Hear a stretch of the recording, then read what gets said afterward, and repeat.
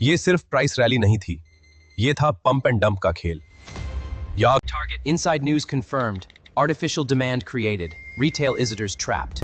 खुशामदीद। आज हम मार्केट की एक ऐसी मैनिपुलेशन का तज्जिया करने जा रहे हैं जिसने हजारों सरमायाकारों को मुतासिर किया है। अक्सर सरमायाकार ये सोचते हैं कि आखिर कुछ स्टॉक्स की कीमतें रातों रात आसमान पर कैसे पहुंच जाती हैं, लेकिन जैसा कि कहा जाता है, हर चमकती चीज सोना नहीं होती।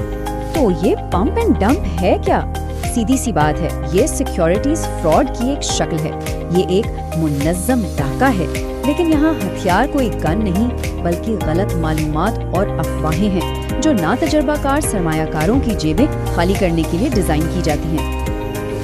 इस पूरे मामले को गहराई से समझते हैं। हम देखेंगे कि ये स्कीम काम कैसे करती है, इसकी तारीखी वजूहात क्या है, ये कौन से नफ्सियाती जाल इस्तेमाल करती है, आजकल इसकी नई शक्लें क्या हैं, और आखिर में सबसे अहम बात कि एक सरमायाकार खुद को इससे कैसे बचा सकता है। ठीक है, तो सबसे पहले इस स्कीम की साख्त को देखते हैं। ये पूरा ऑपरेशन दरअसल 4 अलग अलग मराहिल में होता है। पहले मरहले में मैनिपुलेटर्स बहुत खामोशी से किसी सस्ते स्टॉक की बड़ी मिकदार खरीद लेते हैं। फिर आता है पंप का मरहला, जहां सोशल मीडिया और दूसरे चैनल्स पर झूठी खबरें और हाइप फैलाई जाती है। इससे होता ये है कि आम सरमायाकार यानी रिटेल इन्वेस्टर्स फोमो का शिकार होकर, यानी इस डर से कि कहीं मौका हाथ से न निकल जाए, तेजी से खरीदारी शुरू कर देते हैं। और जब कीमत अपनी इंतहा पर पहुंचती है तो आता है चौथा और आखिरी मरहला, डंप, जहां ये मैनिपुलेटर्स अपने तमाम शेयर्स बेचकर निकल जाते हैं और मार्केट क्रैश कर जाती है। चलें अब जरा पीछे चलते हैं और देखते हैं कि ये मसला आखिर शुरू कहाँ से हुआ। ये कोई आज की बात नहीं है, बल्कि इसकी जड़ें पाकिस्तान की मार्केट की तारीख में काफी गहरी पे हैं। सिल्वर स्टार इंश्योरेंस का केस तो याद ही होगा। एक स्टॉक जो सिर्फ 5 रुपए का था, देखते ही देखते 12 रुपए का हो गया। लेकिन ये तरक्की नहीं थी, ये सिरे से एक धोखा था। जब तक SCB ने एक्शन लिया तब तक बहुत देर हो चुकी थी और बहुत से लोगों का नुकसान हो चुका था। और ये सिर्फ 1-2 वाकयात की बात नहीं, ये एक पैटर्न है जो बार बार दोहराया जाता है। सिल्वर स्टार से लेकर गौहर इंजीनियरिंग तक और न जाने कितने ही ऐसे केसेस हैं जो ये दिखाते हैं कि ये धोखाबाज हर दौर में नए तरीकों से सामने आते हैं। तो 90 की दहाई के आखिर में प्राइवेटाइजेशन और माली खानगी की कमी ने मैनिपुलेटर्स के लिए रास्ता बनाया। फिर 2000 की दहाई के वस्त में कमजोर रेगुलेटरी ओवरसाइट और ब्रोकर्स की मिलीभगत आम हो गई। 2008 के मार्केट क्रैश ने इस सिस्टम की कमजोरियों को पूरी तरह बेनकाब कर दिया। और अब 2018 के बाद से सोशल मीडिया और व्हाट्सएप जैसे प्लेटफॉर्म्स अफवाहें फैलाने के सबसे तेज तरीन चैनल बन चुके हैं।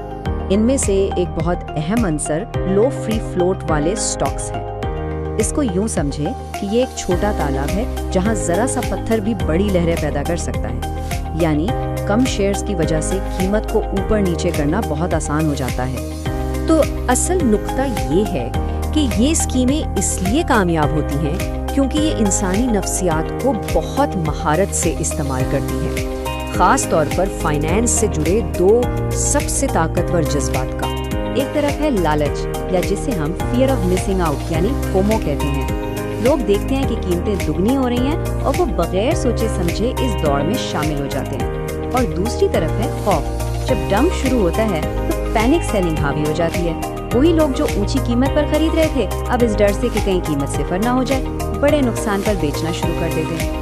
वक्त के साथ साथ धोखाधड़ी के तरीके भी जाहिर है जदीद हो गए हैं। चालें वही पुरानी हैं, लेकिन औजार नए हैं। आजकल ये सब कुछ व्हाट्सएप ग्रुप्स में होता है, जहां अंदर की खबर के नाम पर फौरी फैसले करने का दबाव डाला जाता है।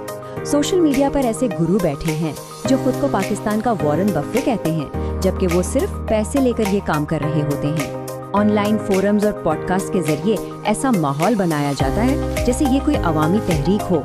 तो अब जब हम इस खतरे की नोयत को समझ चुके हैं, सबसे अहम सवाल ये है कि एक आम सरमायाकार खुद को इस जाल से कैसे बचाए। इसका हल जज्बाती रद्द अमल से निकलकर एक डिसिप्लिन और एनालिटिकल अप्रोच अपनाने में है। बुनियादी उसूल ये है कि अफवाहों पर नहीं बल्कि हकायक पर भरोसा किया जाए। यहाँ फर्क बिल्कुल साफ है।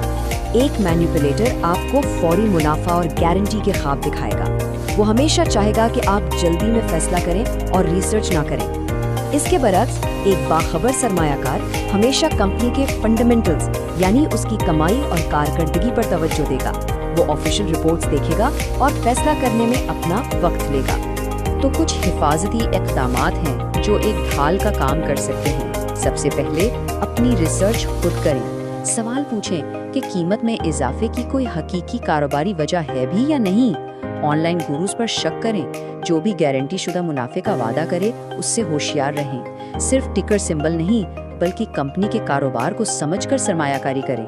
और हाँ, भीड़ चाल से बचें। सिर्फ इसलिए ना खरीदें कि सब खरीद रहे हैं।